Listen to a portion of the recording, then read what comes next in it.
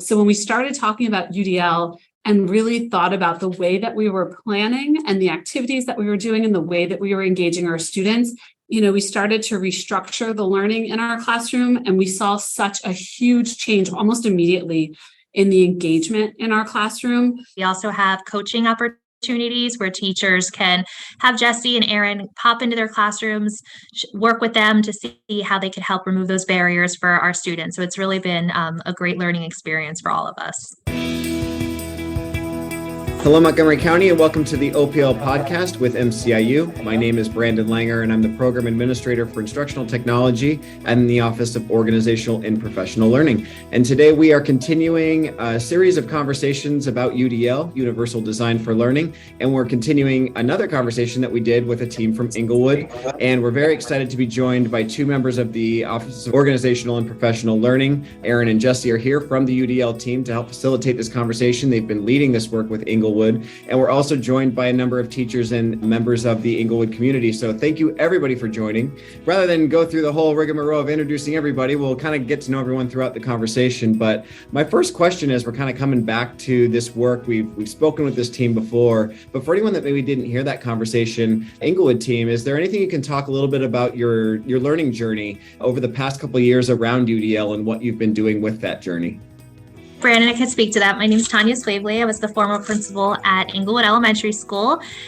So for the past year, we had 2 training cycles last year with a core team of special education teachers along with regular education teachers with the IU. So we had a lot of training with them where we really focused on a school-wide goal, which we chose student engagement last year.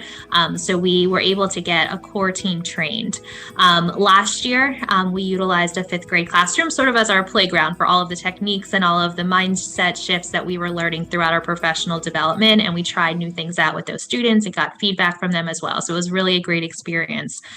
We then received a UDL grant from Patton, which enabled us to have Erin and Jesse with our Inglewood team throughout the summer and this school year, where we really were able to have all Inglewood staff go through this journey of learning more about UDL together. So this year we get to meet with them once a month, but we also have coaching opportunities where teachers can have Jesse and Erin pop into their classrooms, work with them to see how they could help remove those barriers for our students. So it's really been a great learning experience for all of us. Thanks, Tanya. This is Erin Barry, one of the project consultants in the Office of Professional Learning. Just to kind of continue this conversation along, when we work with educators, administrators, coaches around UDL, we really work to make it an experience rather than what you might think of with regards to your typical professional development. If you had to tell someone about your learning this year, how would you describe it and what did it feel like? Yeah, so my name's Nicole Koenig. I'm a 3rd grade general education teacher at Inglewood Elementary School. I would say it was a process. I say a process because the training was done so that it flowed with what was happening around us, while also learning how to work UDL into our day. I had heard of UDL prior to this learning back when I was in college, but never really did much with it. It was kind of, touched upon in college and never really talked about again. So it was interesting to see it come full circle and see it come back to the classroom. This year gave me more insight on what Universal Design for Learning is as a whole. We were immersed in UDL learning. It wasn't just a time to be told things. We were actively engaged in different activities and simulations that allowed us to see and feel UDL in action. And the collaborating with other teachers and staff of all different grades gave us a chance to see how others were incorporating it into our classrooms and share what we were doing in our classroom as well. I'm Susan Scherfel. I'm a special education teacher, and I work with Nicole in 3rd grade this year.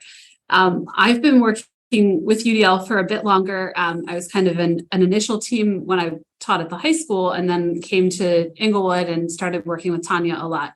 And I would say, like, this year with the PD that we've experienced, it's really focused on UDL as a mindset shift, shifting the way that we think about students and the learning in the classroom. It's really pushing us to think about our instruction, the approach that we have to planning, and really removing barriers for those students. So I really think that we've been immersed in it. It's really, as a building, we've been able to learn more about it, and we're starting to see a lot of shifting in the way that things are done instructionally prior to the instruction happening in the classroom. Awesome. My name is Jesse Gluckman, also a project consultant. So I just wanted to, Susan, tease out a little bit about what you were just talking about when we talk about UDL, one of the common barriers is people are like, just tell me what to do. Like it's a thing. But we talk about UDL not being a thing. So can you describe, or like anyone on the team, can you describe when you felt this shift happen for you? And then what was it like after that became clear? That'd be helpful insight. Sure. So like I mentioned, I've been kind of working with UDL for a couple of years through trainings at the IU. And when I really started getting more involved in the learning, my co-teacher and I at the high school started talking about the way that we were approaching things, especially looking at our planning. And it was a very typical high school classroom, read the book, answer questions, read the book, answer questions. And we were tired of it. We knew if we were tired of it, the kids had to be tired of it. So when we started talking about UDL and really thought about the way that we were planning and the activities that we were doing and the way that we were engaging our students, it really clicked for me at that point. We started to restructure the learning in our classroom, and we saw such a huge change almost immediately in the engagement in our classroom. We were teaching senior English the spring semester. And, that is if you can get kids engaged in that classroom, and by thinking about things through this UDL mindset, students started to take ownership of their learning. We were able to give them more choice and really have a say in the assignments that we were giving them. We started asking them for more feedback. And that feedback really helped us to understand what was working for the kids and what wasn't. We really listened to what they were saying, and we were able to plan to more effectively meet their needs. And what we found is that, looking at planning through a UDL lens, we started to save time because we were looking at how we could get rid of those barriers for kids. We put the work really became their work, and we became more of facilitators in the classroom. And so our time in the classroom, instead of standing in front of them and teaching or, reading a book and then having them answer questions, we were spending time working with them to help them along the way, rather than having to go back and reteach or redirect, or chase them down to find assignments because they didn't want to do the work to begin with. So it really, really helped us to save time. It wasn't one more thing. It became the way that we taught. And the amount of time that we saved as teachers and the amount of engagement that we saw with students was just astounding. It's awesome. So glad we got that on tape.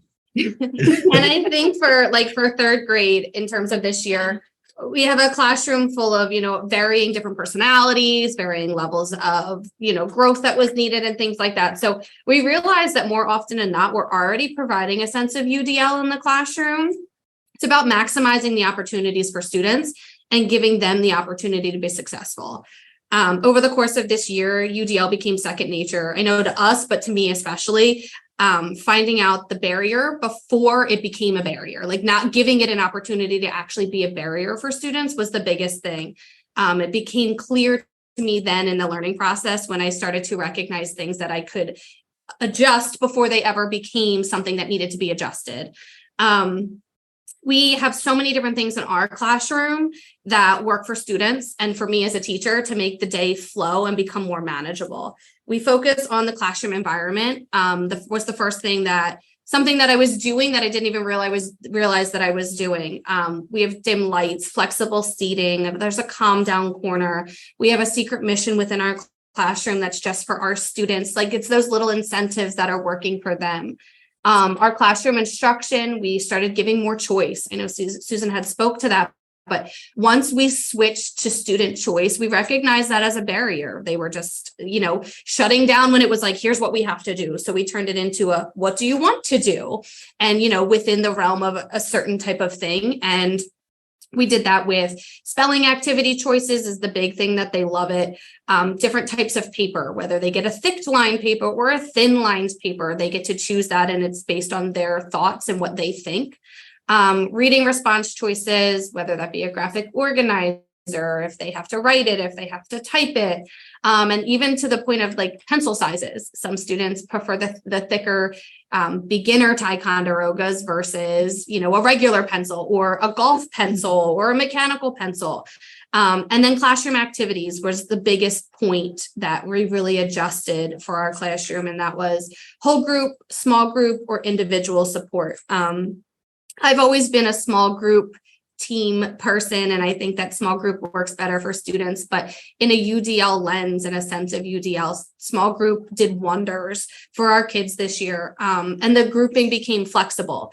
So it wasn't stagnant. They weren't in the same group for the entire school year, haven't been in the same group. And those groups were changed based on what we saw as a need for the students in the classroom. So it's exciting to see how that shift happened once we started to make all of those changes in the classroom. The kids became different students. They work for different things and they want different things. And they're like, well, I want to do this activity today. And it's like, okay, great, go do it. But they're still getting and achieving and working towards the same objective and goal, just in their own way.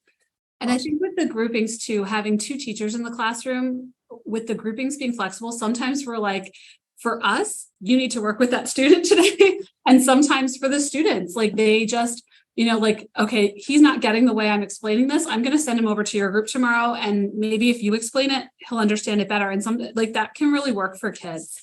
We also have found, I'm thinking back to what Nicole was just saying about, being able to like take away barriers.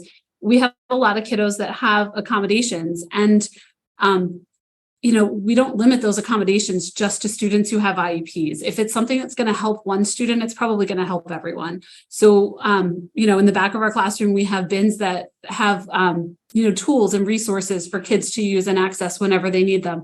And so they know, like, if we say, go get the number words chart, it's, in the math bin, they'll go back and grab whatever they need.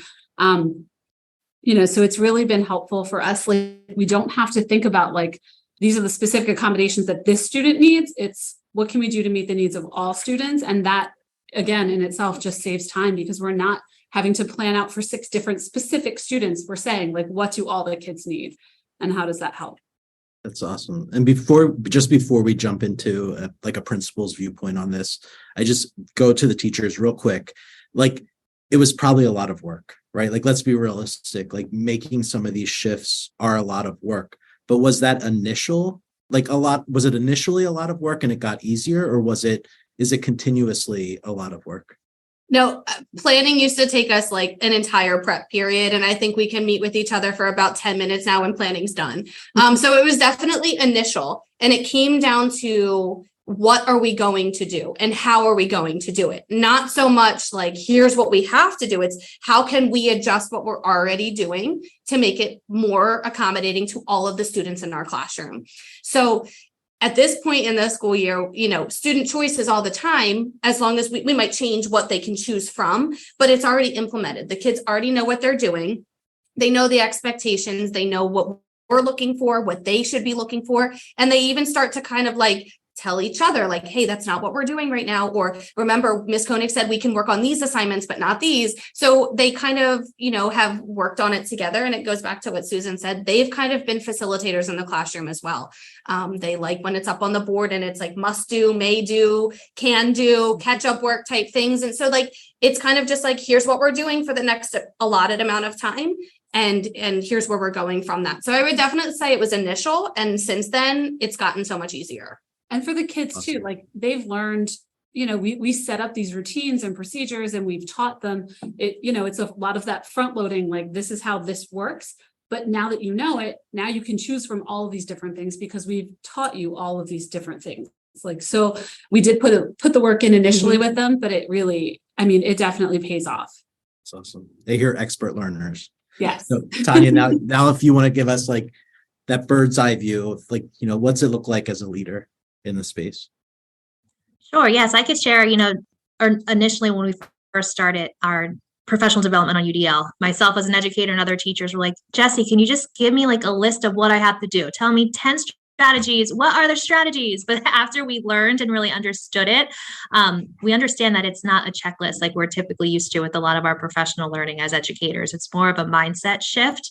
And I feel like after we understood that, and we understood the real reason behind what UDL is and how we make sure that we're removing those barriers and making expert learners for all of our students, it really was just a great way to really understand what we can do as teachers up front to make the learning process more engaging for our students. So I feel like it's like that aha moment where like, okay, I understand this now. It's getting 1% better every time I plan to think about how can I remove those barriers for all of our students.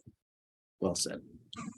And then we're going to end this nice time together by just sort of reflecting and thinking about what are the goals for Inglewood? Like, where do you see Inglewood going with UDL in the future? Yeah, so as a general education teacher and a teacher who has been doing it and has enjoyed and has seen success in it, I hope that we can encourage other teachers to take a chance and to look at UDL not so much as a concept, but as just something that just happens on a daily basis. As we mentioned before, many teachers use UDL without even realizing the fact that they're actually already using it. So making them more aware of it and opening their thoughts, I think will encourage them to think of universal design for learning while they're planning.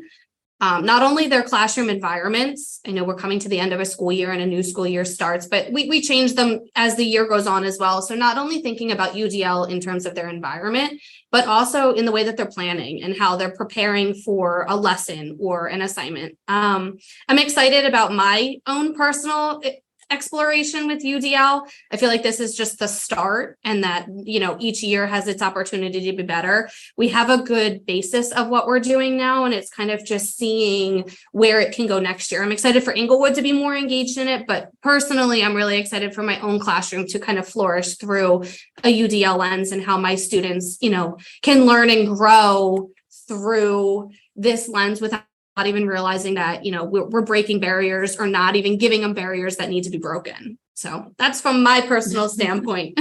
I would say I definitely would like to see a continuing mindset shift at Inglewood, especially in regards to developing students as expert learners, giving the students more choice and voice in their learning, really getting into maybe more feedback from students and listening to what the students have to say about their experiences. I think like what Nicole said, one little thing, just making those little changes, we see such huge progress with kids and how much they're engaged and how much they are able to learn and learn in a more effective way, I think. So just, little changes, I think would be something that I would love to see. We really do appreciate you all taking some time today to chat with us about this journey that Inglewood's been on and part of a larger picture, right? North Penn School District just embracing UDL and moving the work forward in other spaces. So we're excited to see where that goes as well. So thank you for taking the time to engage in conversation and share your thoughts and experiences with us. Yep. And thank you, Erin and Jessie, for committing to our districts in this way. I mean, I came here 4 years ago, and even just watching what the two of you and the whole UDL team has been able to scale up over time, it's awesome to hear and see it in action.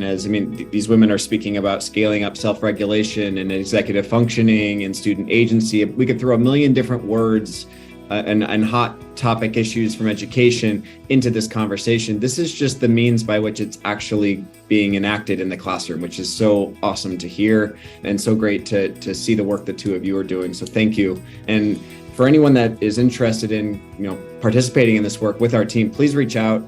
We have a UDL section on our Learns, MCIU Learns land page, which is learn.mciu.org.